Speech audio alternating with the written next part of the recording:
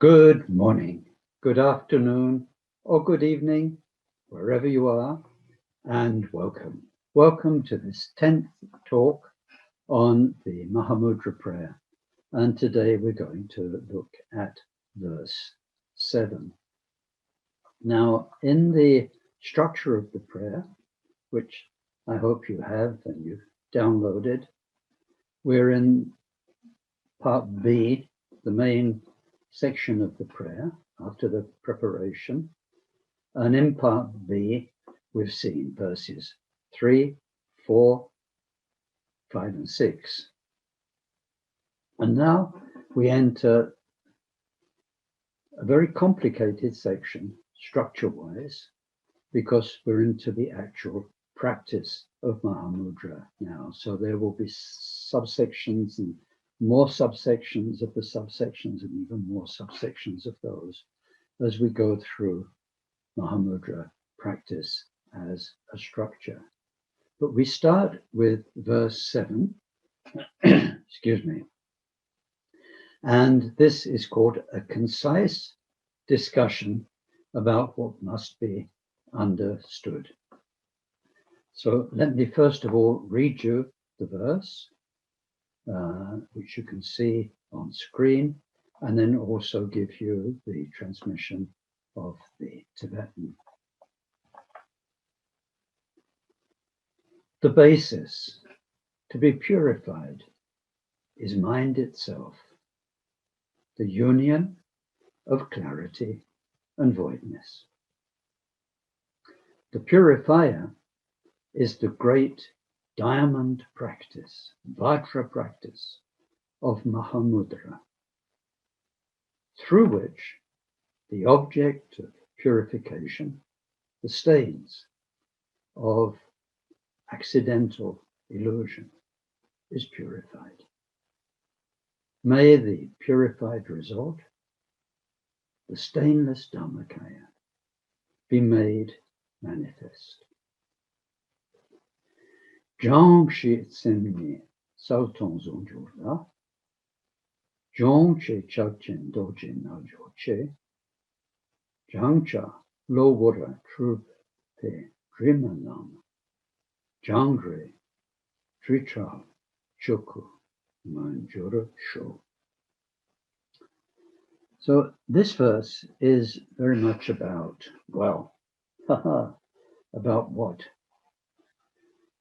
There's a translator's problem here, and this will come through in the different translations that you might refer to. There is in each line a Tibetan root, which is the verb jang, jong, depending which form of it we're using. And this is translated here as to purify. But it also means to master. It has several meanings. And once we understand what's going on, we can see that although in terms of choice of words for translation, the meaning is one and the same. The whole point of this verse is a basic principle of all Vajrayana practice, and certainly an absolute essential for understanding Mahamudra. We call it the basis and the path and the fruition. So we'll come to that in a minute. But the key idea is that always, right now, forever in the past, since time immemorial, and forever into an endless future, as long as there's time, everything is in its true nature, in its absolute nature, perfect. Perfect wisdom, perfect compassion, perfect peace, perfect power to help other beings, many, many qualities.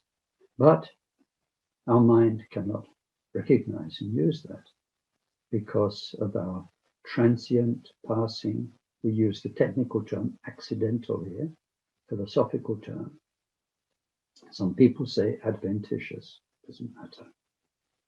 we can't recognize it because of the adventitious clouds in our mind, the confusion, the ignorance.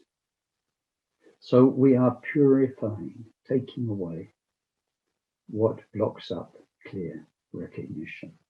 And as we purify and take away, first the gross and then less gross, and then more and more subtle, then step by step, understanding emerges, realization emerges, and with that, mastery of one's mind.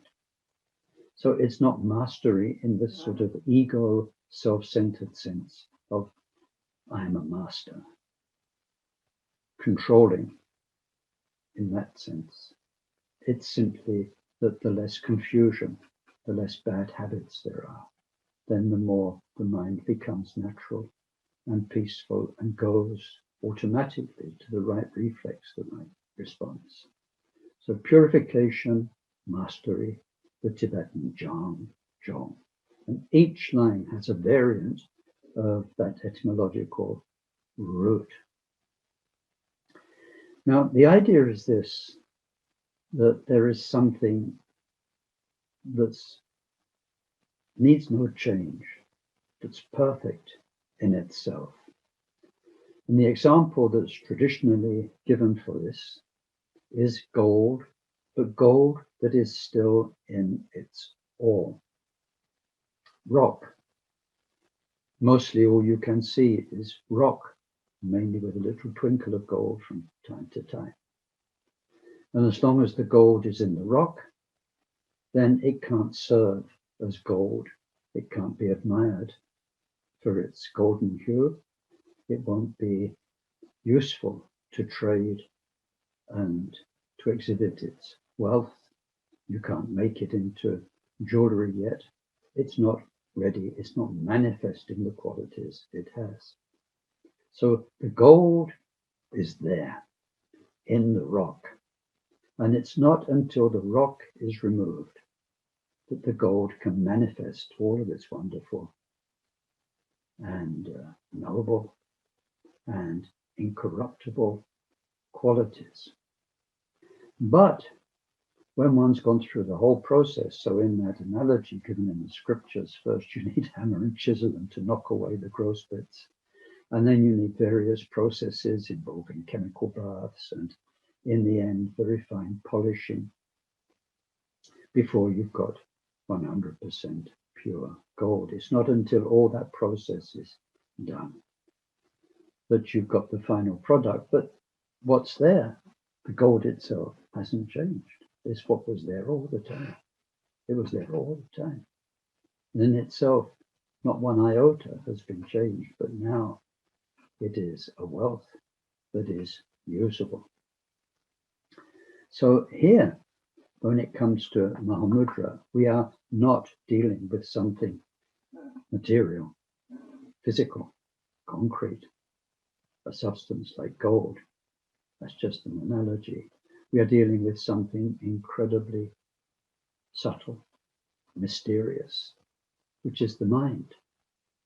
And so when there is something that's basically okay, like gold in the ore, or even like an object that's been covered with rust and mud and all sorts of things over the centuries that you clean and restore to use.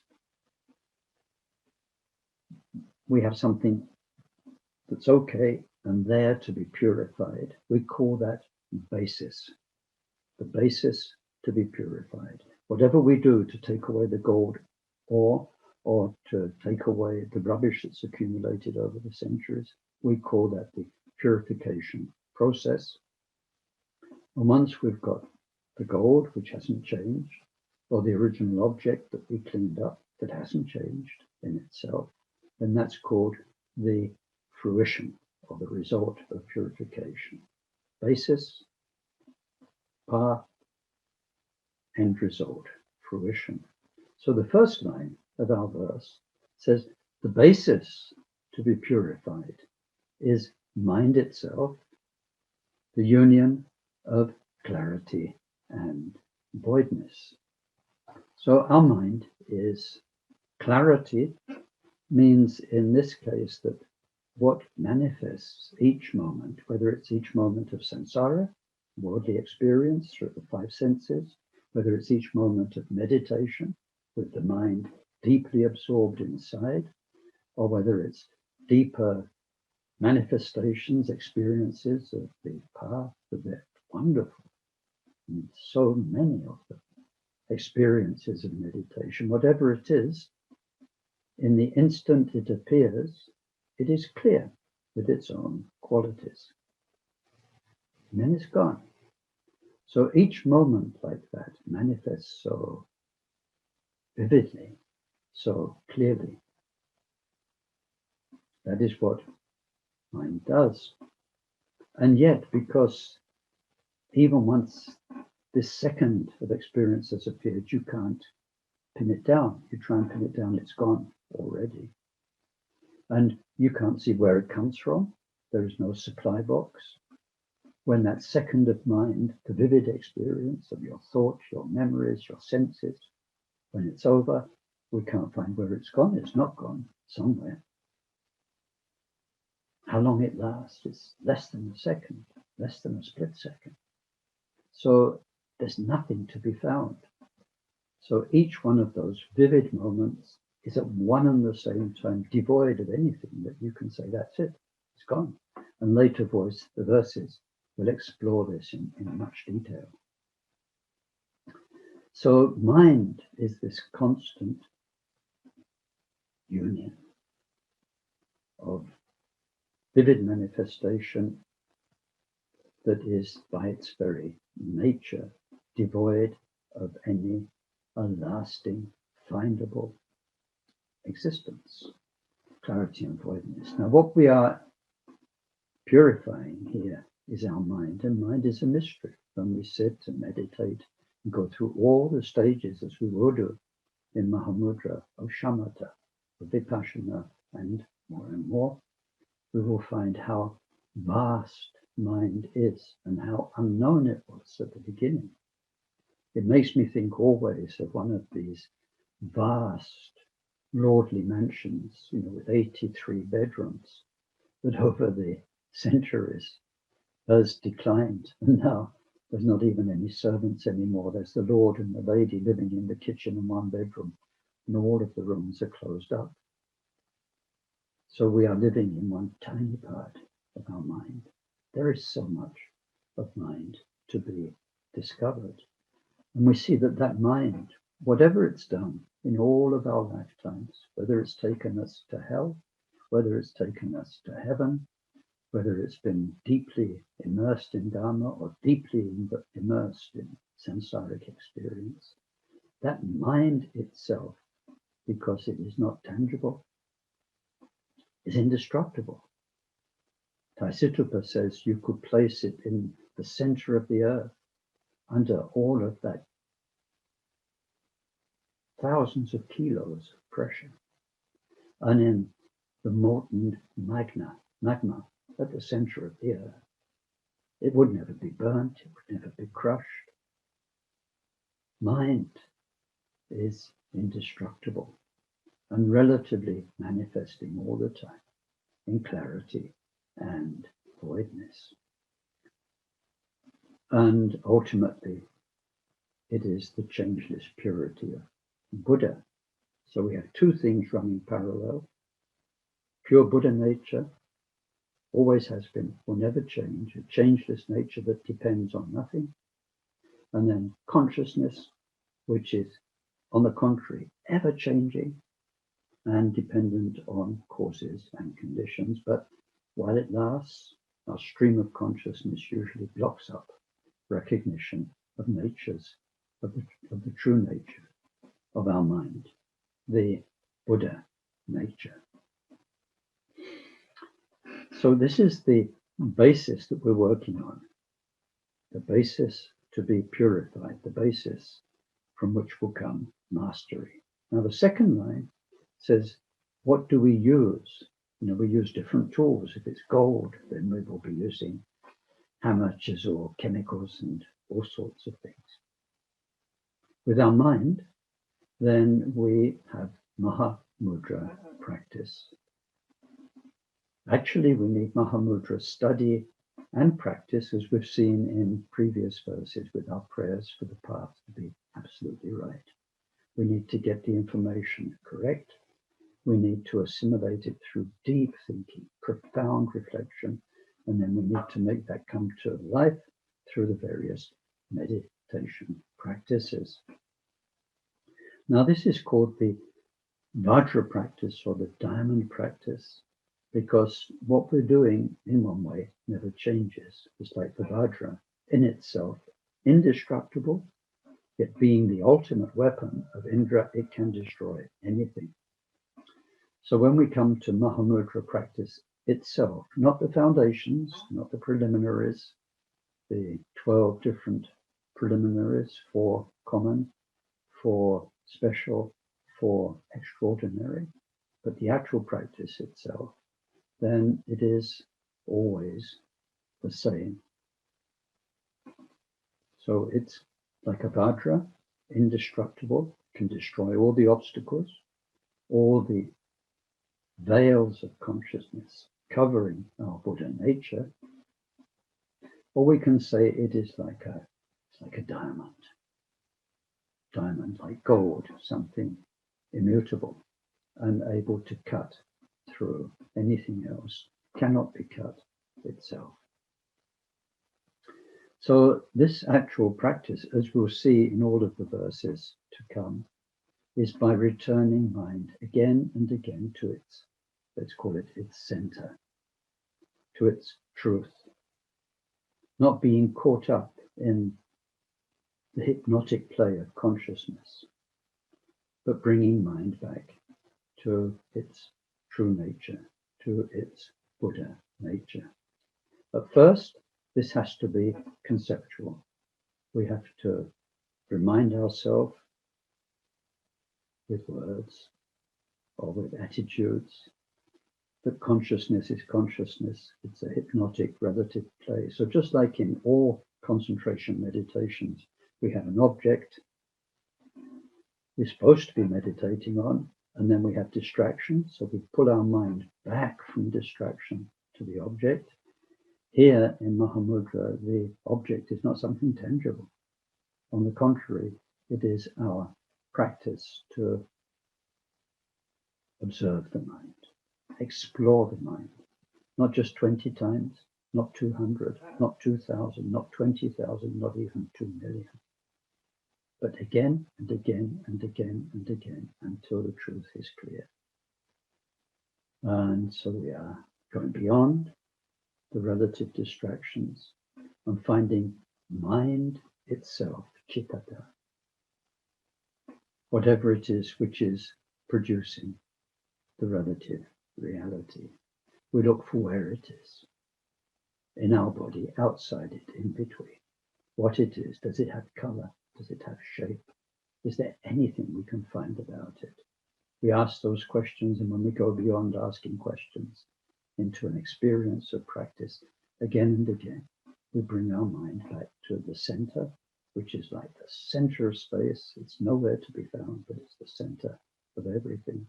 It is the truth of Buddha mind. So we learn how to do that in later verses and in the actual Mahamudra practice. But we are coming back again and again to the changeless center. It's the Vajra-like practice, diamond practice of Mahamudra. So through that, first the gross emotions, the anger, the karmic tendencies, the habit of getting totally involved and reactive with what our karma produces, the gross things go. And when they're gone, we discover less gross things. It's like conscious, subconscious, but so many levels of subconscious.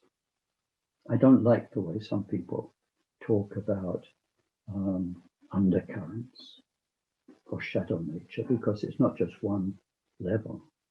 It's just from gross to less gross to less gross to more subtle, more subtle. We have 9 main levels talked about to go through that take us all the way up through the bodhisattva stages to enlightenment. So that's our Vajra practice. And then, so there that takes away we see in the third verse, the object that we're purifying are these, it says, stains of accidental illusion. What we are removing is illusions. Taisitapa says, when we see other people's illusions, it's pretty clear. You can see people, he says, getting into fights and so passionate about this or that, which is something that we have no interest in ourselves, and think, how can people get so worked up about this or about that? But we see it's become something incredibly important for them in their mind. The same thing is less important or not important for somebody else. So that shows us it's each person's relative illusion. It's not the thing itself which dictates a reaction, the same reaction in everyone. We're all in our subjective appreciation, and then that makes very, very solid ideas, very solid modes of conduct that we get into. And so these are illusions. The word accidental here means, it's a philosophical term, it means they're things which do not change the basic nature of something. So it's like breath on a mirror.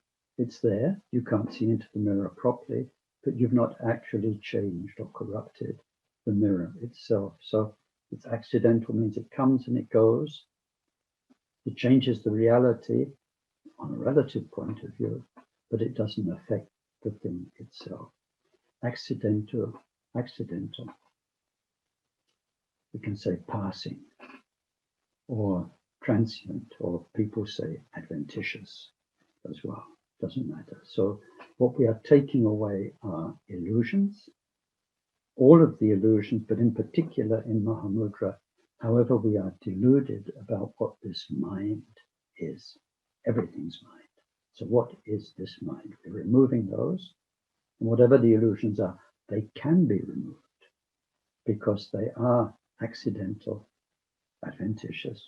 So that means they can be removed, like cleaning the mist off a mirror. And then they're called stains. Now this word stains is interesting because both virtue and non-virtue are stains. As far as this is concerned, wherever there is duality, and then subject and object, and then because of them, subject, object, and interaction, then there is stain.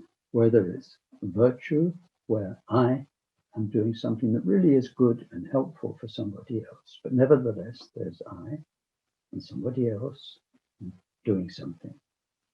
So virtue and non-virtue, as long as they are dualistic, are called stains. So that's what we are removing from our mind, the stains of accidental illusions. And now that goes through various stages, gross to less gross and more subtle, until in the end result, the purified result, is nothing but the purity, the pure nature of our mind, described here as dharmakaya, which in itself never had any stains, never will have any stains. Its nature is incorruptible. It is primordial. The nature of mind, as we know, is not something blank, like a blank sheet of paper. It is something which is basic goodness. It is healthy. And when we talk about dharmakaya, we mean the pure, totally spacious, yet wise nature of mind, which can accommodate everything from heaven to hell. Dharmakaya, kaya means the expanse of dharma, which means things. The expanse of our being in which everything comes and goes and takes place. This isn't manifest to us as beginners. That's the whole difference. It's like the gold is not shining and able to be used to make a golden statue, for instance. while it's in the ore. But once it is in the ore, that same gold radiates all of its qualities. It can make you rich. So it says, may the purified result, stainless dharmakaya, be made manifest. It was always there. This is the point of all the Buddha nature teachings. Now it's made manifest. It's not as though all of our accumulation of merit and of wisdom and all those things on the path creates Buddhahood. If it were a creation, it would last a certain time and then be finished. It was always there. We call it a result through removal. So like taking away the gold ore, Buddha nature, which was always there, only appears as the result of our Dharma path when we've removed all of the obstacles. Thank you very much. And I hope this is of some benefit. Whatever benefit there is, let us dedicate it to all sentient beings in great love, in great generosity. And let's dedicate it to our own practice of the diamond way, the Vajra way of Mahamudra, that we will become like the ancestors of our lineage and be of endless benefit to so many different beings. May all of you experience the blessing of Mahamudra.